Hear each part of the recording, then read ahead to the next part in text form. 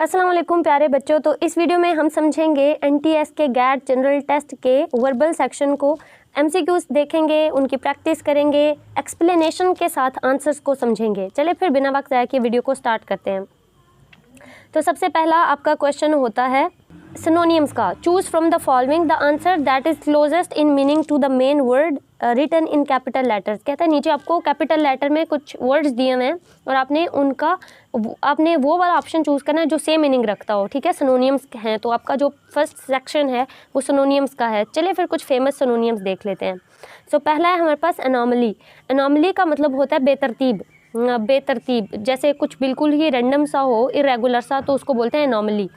तो अब इसका करेक्ट आंसर है सी, इरेगुलरिटी। ठीक है, इरेगुलरिटी, क्योंकि एनोमली का मतलब भी होता है बेतरतीब और इरेगुलरिटी का मतलब भी होता है बेतरतीब। सेकंड ऑप्शन है एब्स्ट्रूस। तो एब्स्ट्रूस का मतलब होता है मतलब कोई ऐसा बंदा जो बहुत गहरा हो, बहुत डीप हो, जिसको अंडरस्टैंड करना बहुत डिफ़िकल्ट हो, तो ऐसे बंदे को बोलते हैं एब्स्ट्रूस। तो इसका करेक्ट आंसर है डी, डिफ़िकल्ट टू अंडरस्टैंड। मतलब क्योंकि जो बंदा बहुत गहरा होता है उसको समझना बहुत मुश्किल है, तो एब्स्ट्रूस का मतलब है गहरा, डीप। ठीक है, तो इसका सिनोनियम है difficult to understand. So D option correct है। हमारे पास ऑप्शन 3 है वैक्यूअस। तो वैक्यूअस बोलते हैं अहमक को, अहमक जो बेवकूफ़ हो, तो इसको इंग्लिश में बोलते हैं स्टूपिड। ठीक है, सो वैक्यूअस का मतलब है बेवकूफ़, तो इसका सिनोनियम है सेम मीनिंग रखने वाला ए ऑप्शन, स्टूपिड, बेवकूफ़। सो 4 है प्रैग्मेटिक। सो प्रैग्मेटिक बोलते हैं जो बंदा बहुत प्रैक्टिकल हो। ठीक है, उसको बोलते हैं प्रैग्मेटिक। तो मतलब रियलिस्टिक बंदा जो हर चीज़ को फैक्ट्स के हिसाब से देखे, उसको बोलते हैं प्रैग्मेटिक। तो इसका करेक्ट आंसर है ए, प्रैक्टिकल। समझ आ गया, प्रैग्मेटिक, प्रैक्टिकल। सो 5 है प्रॉबिटी। प्रॉबिटी का मतलब होता है दयानतदारी, तो इसका करेक्ट आंसर है ऑनेस्टी। ऑनेस्टी का मतलब भी होता है दयानतदारी। चलिए फिर आंसर ज़रा देखते हैं एक्सप्लेनेशन के साथ। तो हमारा फर्स्ट का सी ऑप्शन था एनोमली। ठीक है, सो एनोमली बोलते हैं बेकायदगी को। बेकायदगी का मतलब होता है अनयूजुअल। तो वहाँ पे एनोमली का आपसे सिनोनियम पूछा गया था। मैंने बताया एनोमली किसको बोलते हैं, बेकायदगी को। बेकायदगी का मतलब होता है अनयूजुअल, कोई ऑड चीज़ हो, कोई इरेगुलर चीज़ हो। ठीक है, तो इसका करेक्ट आंसर था इरेगुलरिटी। एक दफ़ा फिर रिवाइज़ करवा रही हूँ आपको। सेकंड है एब्स्ट्रूस। तो एब्स्ट्रूस का मतलब होता है मुश्किल और गहराई वाला। ठीक है, ये था सेकंड ऑप्शन, सेकंड क्वेश्चन हमारा एब्स्ट्रूस, मुश्किल और गहराई वाला। तो इसका सिनोनियम हमें बताना था, तो मैंने आपको बताया था कि डीप, जिसको समझना मुश्किल हो, उसको एब्स्ट्रूस बोलते हैं। तो इसका करेक्ट आंसर था डिफ़िकल्ट टू अंडरस्टैंड। ठीक है, ये आप थोड़ा सा रिवाइज़ करवा रही हूँ ताकि आपको याद रहे। थर्ड है वैक्यूअस। वैक्यूअस बोलते हैं अहमक को, और इसका मीनिंग मैंने क्या बताया था, स्टूपिड। ठीक है, फोर्थ था हमारे पास प्रैग्मेटिक। प्रैग्मेटिक का मतलब होता है अमली, मतलब जो फैक्ट्स को पसंद करता हो, एक रियलिस्टिक बंदा हो, उसको हम प्रैग्मेटिक बोलते हैं। तो इसका सिनोनियम है प्रैक्टिकल, प्रैक्टिकल। इसी तरह से 5 है हमारे पास प्रॉबिटी। तो प्रॉबिटी बोलते हैं ईमानदारी को, और इसका मतलब मैंने आपको बताया था ऑनेस्टी। आप चाहें तो यहाँ से इसका स्क्रीनशॉट ले सकते हैं और फिर इनको सेव करके रख लें। रिवाइज थोड़ा करोगे तो अच्छे से याद होंगे। पता चल गया कि फर्स्ट क्वेश्चन कैसा आता है, सिनोनियम्स वाला आता है, जिसमें आपने सेम मीनिंग वाले बताने होते हैं। ठीक है, अभी आपको सेकंड क्वेश्चन पे लेकर चलती हूँ। सेकंड क्वेश्चन आपका है choose from the following the answer that is opposite in meaning to the main word. तो एक वर्ड दिया हुआ है जिसको रिटन इन कैपिटल लेटर्स, जो कैपिटल लेटर्स में दिया हुआ है, और आपने उसका अपोजिट मीनिंग बताना है। समझ गए हो, एंटोनियम पूछे जा रहे हैं। तो जो आपका एंट्री टेस्ट है उसमें जो फर्स्ट क्वेश्चन है वो किसका होता है, सिनोनियम्स का। ठीक है, जिसमें आपने सेम मीनिंग वाले बताने होते हैं, और आपका सेकंड क्वेश्चन जो है वो एंटोनियम्स का होता है, जिसमें आपने अपोजिट मीनिंग वाले बताने होते हैं। तो चलिए फिर हमारा क्वेश्चन है कंसेंसस। कंसेंसस याद रखिए, आपने अपोजिट बताने यानी एंटोनियम। ठीक है, तो पहले मैं आपको कंसेंसस का मीनिंग बताऊंगी। ठीक है, फिर हम मीनिंग का अपोजिट ढूंढेंगे। तो कंसेंसस का मतलब होता है जब आप किसी चीज़ से एग्री कर लेते हैं ना, तस्लीम कर लेते हैं किसी चीज़ से, तो उसको बोलते हैं कंसेंसस। तो अगर कोई बंदा आपसे कंसेंसस का सिनोनियम पूछे तो आप बोलोगे एग्री कर लेना, मतलब एग्रीमेंट। लेकिन यहाँ पर चूँकि एंटोनियम पूछा जा रहा है तो गैस करो शाबाश के एग्रीमेंट का एंटोनियम क्या होता है, डिसएग्रीमेंट। ठीक है, तो कंसेंसस का एंटोनियम है डिसएग्रीमेंट। बात समझ आ रही है, मतलब कंसेंसस का मतलब होता है किसी की राय को तस्लीम कर लेना। ठीक है, आमादा हो जाना किसी चीज़ पे। तो कंसेंसस का सिनोनियम है एग्रीमेंट, लेकिन यहाँ पर एंटोनियम पूछा जा रहा तो वो होगा डिसएग्रीमेंट। तो करेक्ट आंसर है बी, डिसएग्रीमेंट। समझ आ गई।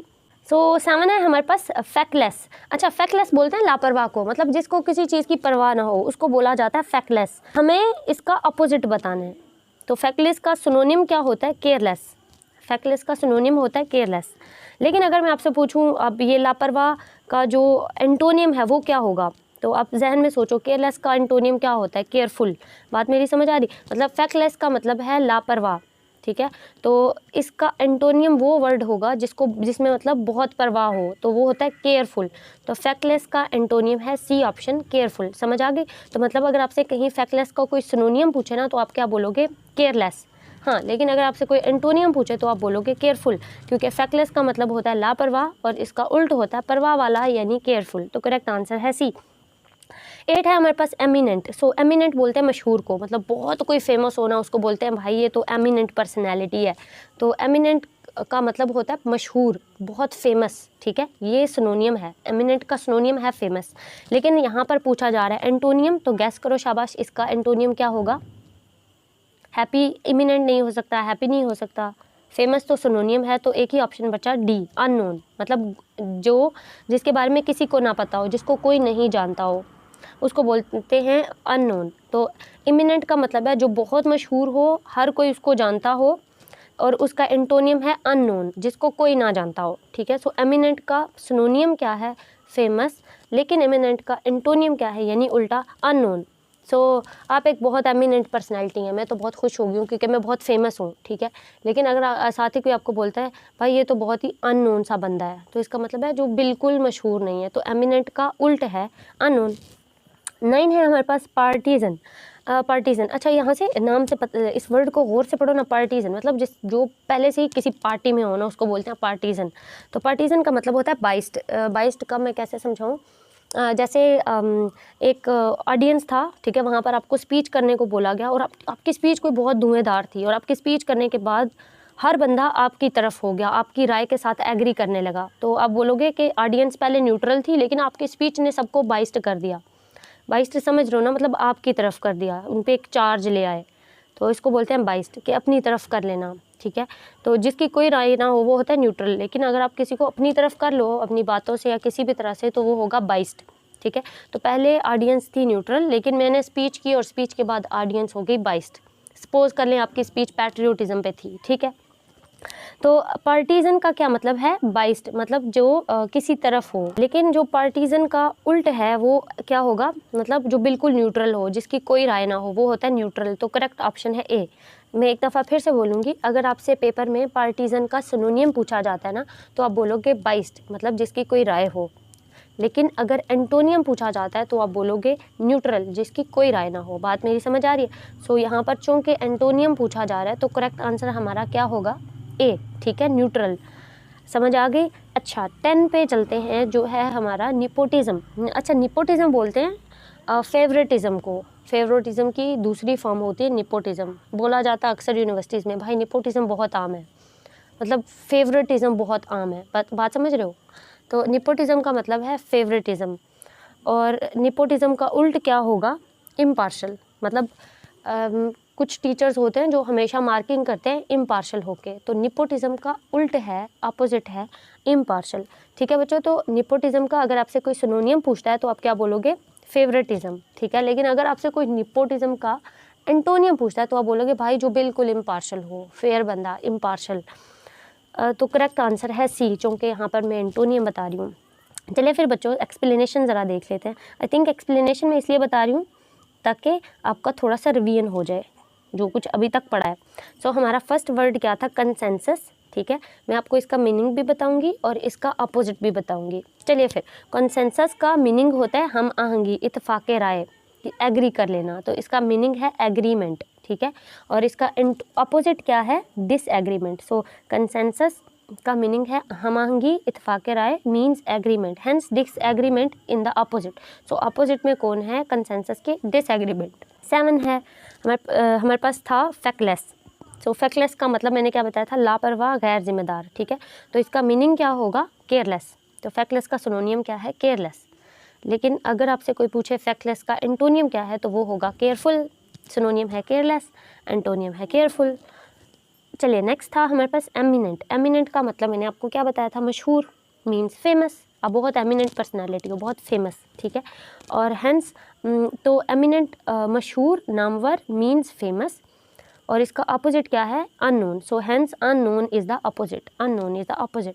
पार्टीजन, पार्टीजन का मतलब होता है जानिबदार, ठीक है। सो मीन्स बाइस्ड और someone who supports a particular idea और पार्टी, ठीक है, बात समझ आ रही है। जानिबदार मतलब किसी की तरफदारी करना, उसको बोलते हैं पार्टीजन, जानिबदार। सो पार्टीजन मीन्स बाइस्ड और someone who supports a particular idea और पार्टी, मतलब कोई ऐसा बंदा जो किसी पार्टिकुलर पार्टी को या आइडिया को सपोर्ट करता हो, वो होता है बाइस्ड। लेकिन अगर इसका अपोजिट देखा जाए तो वो कुछ ऐसा होगा जिसकी कोई राय ना हो, यानी neutral. So hence neutral is the opposite. बात मेरी समझ आ गई। सो पार्टीजन का मतलब होता है बाइस्ड और इसका अपोजिट है न्यूट्रल। 10 है nepotism.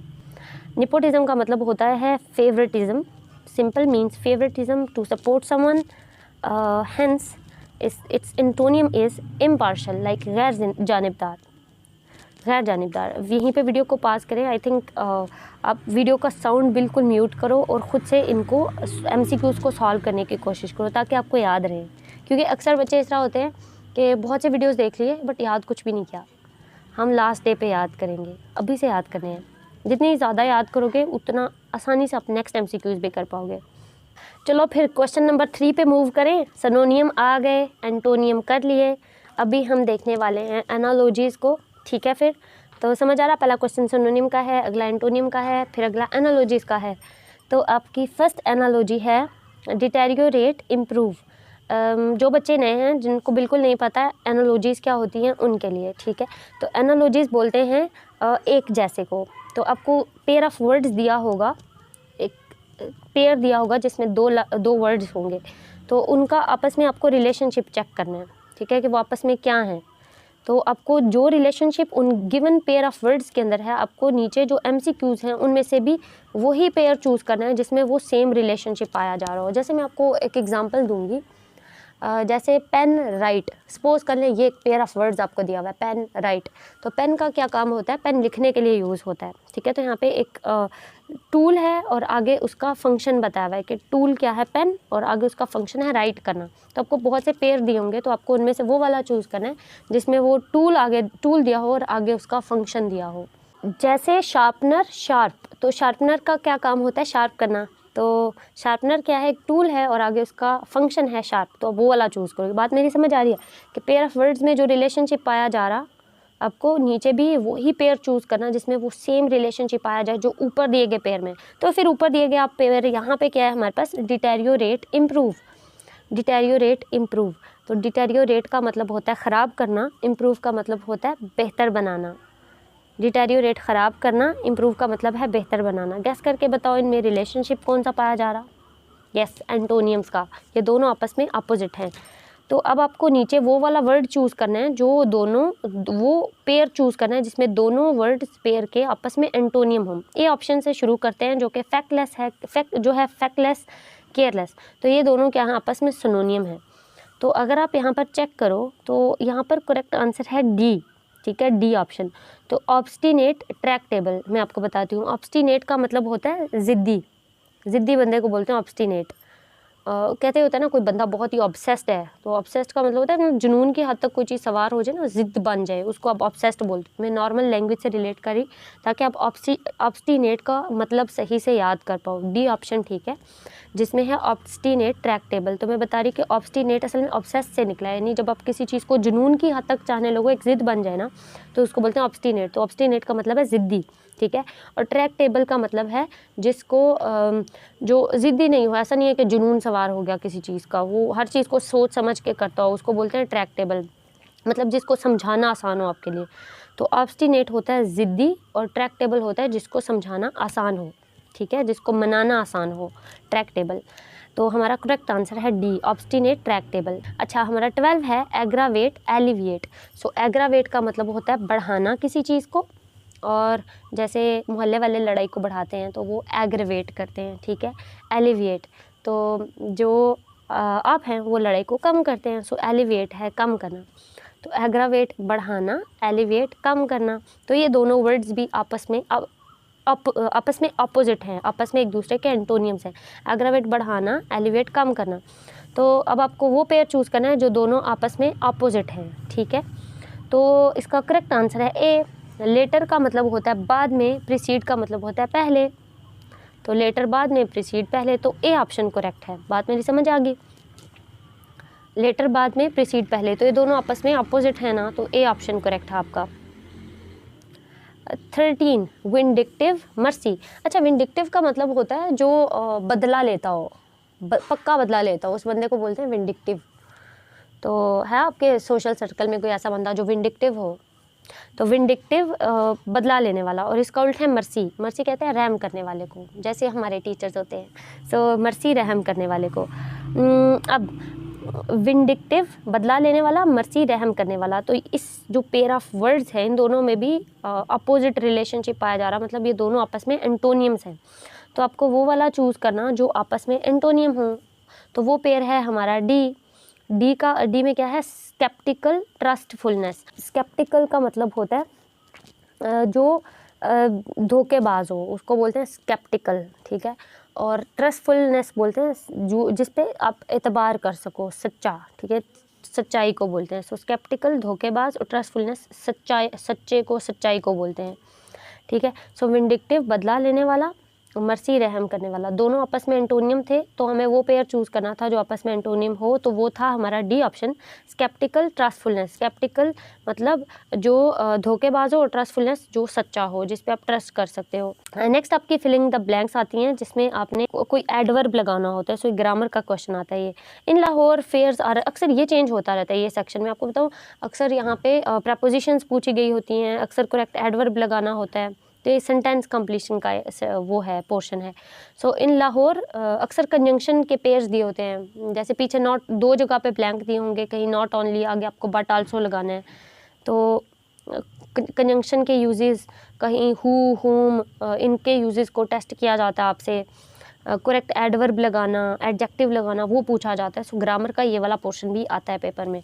So in Lahore fares are dash high, तो फेयर्स आर डैश हाई, तो इसका करेक्ट आंसर है सी, एग्जॉर्बिटेंटली हाई। तो एग्जॉर्बिटेंटली मतलब बहुत ज़्यादा, ठीक है। तो ये एक स्पेशल वर्ड है जो फेयर्स के लिए यूज़ किया जाता है, तो इसमें वोकैबुलरी चेक की जा रही है। As a result of the dash no one can trade with North Korea. So as a result of the dash no one can trade with North Korea. So किस डैश की वजह से कोई भी नॉर्थ कोरिया के साथ trade नहीं कर सकता, तो वो, अच्छा वो चीज़ क्या है, तो वो है एम्बार्गो। एम्बार्गो कहते हैं पाबंदियाँ, मतलब जो गवर्नमेंट पाबंदियाँ लगाती है ना, उनको बोलते हैं एम्बार्गो। तो कहता है कि as a result of embargo, correct option है बी, उसकी वजह से no one can trade with North Korea, कोई भी नॉर्थ कोरिया के साथ ट्रेड नहीं कर सकता, तिजारत नहीं कर सकता। चलिए फिर हमारे पास ये आंसर शीट है आपकी वर्बल प्रैक्टिस पेपर की। तो हमारे पास फर्स्ट था डिटेरियोरेट, जिसका मतलब था ख़राब करना, means to become worse, so deteriorate. और दूसरा था इम्प्रूव, और इम्प्रूव का क्या था, बेहतर बनाना। तो डिटेरियोरेट और इम्प्रूव दोनों आपस में क्या थे, अपोजिट। इसी तरह से जो करेक्ट आंसर था इसका वो था ऑब्स्टिनेट, ज़िद्दी, और ट्रैक्टेबल, आसानी से समझने वाला। बात समझ आ गई। सो 12 है था आपका एग्रावेट। एग्रावेट था भड़काना, जो मैंने बताया था मोहल्ले वाले होते हैं। सो एंड एलिवेट, एलिवेट का मतलब था ठंडा करना, मसले को कम करना, जो आप हैं। सो ये दोनों अपोजिट थे। तो इसका जो सिमिलर मीनिंग वाला था वो था लेटर प्रीसीड। लेटर का मतलब है बाद में, प्रीसीड का मतलब है पहले। तो जैसे मैं करती हूँ, पहले मोबाइल यूज़ करना है, बाद में पढ़ाई करनी है, बट आपको पहले पढ़ाई करनी चाहिए, बाद में मोबाइल यूज़ करना चाहिए, फालतू वाला। पढ़ने के लिए ज़रूर यूज़ करो। अच्छा 13 है विंडिक्टिव, नुकसान पहुँचाने वाला, और मर्सी रहम।